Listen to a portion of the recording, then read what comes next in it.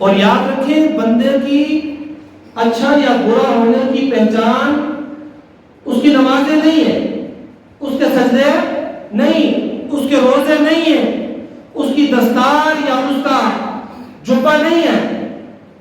اچھا اور برا ہونے کی پہچان انسان کے معاملات ہیں۔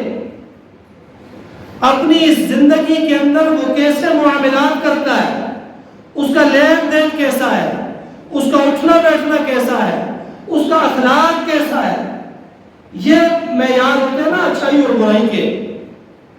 ہم لوگ کسی نمازی سے دھوکہ کھا لیتے ہیں تو پورے نمازیوں کو بدنام کرنا شروع کر دیتے ہیں۔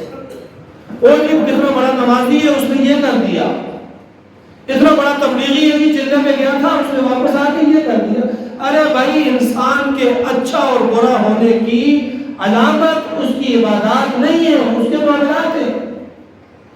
کسی سے کوئی دنیاوی معاملہ کرتے ہو تو اس کی نمازوں کو نہ دیکھو، اس کی پیشانی پہ جو سجدے کا داغ ہے اسے نہ دیکھو، بلکہ اس کے معاملات کے بارے میں دیکھو بندہ کیسا ہے،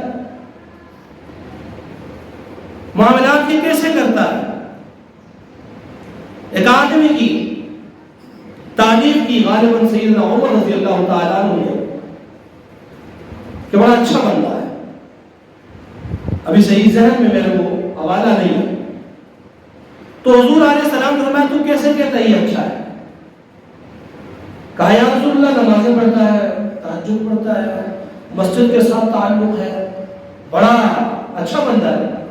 حضور نے فرمایا کیا تو نے اس کے ساتھ سفر کیا ہے یا تو نے اس کے ساتھ کوئی معاملہ کیا ہے؟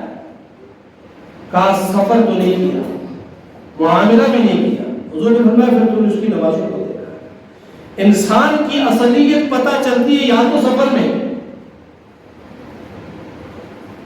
ایک گاڑی کی سیٹ پر لانگ روٹ پہ سفر کر رہے ہیں، پیدل سفر کر رہے ہیں، گھوڑے پہ سفر کر رہے ہیں، کوئی بھی سفر ہے، سفر میں انسان کی اصلیت پتہ چلتی ہے۔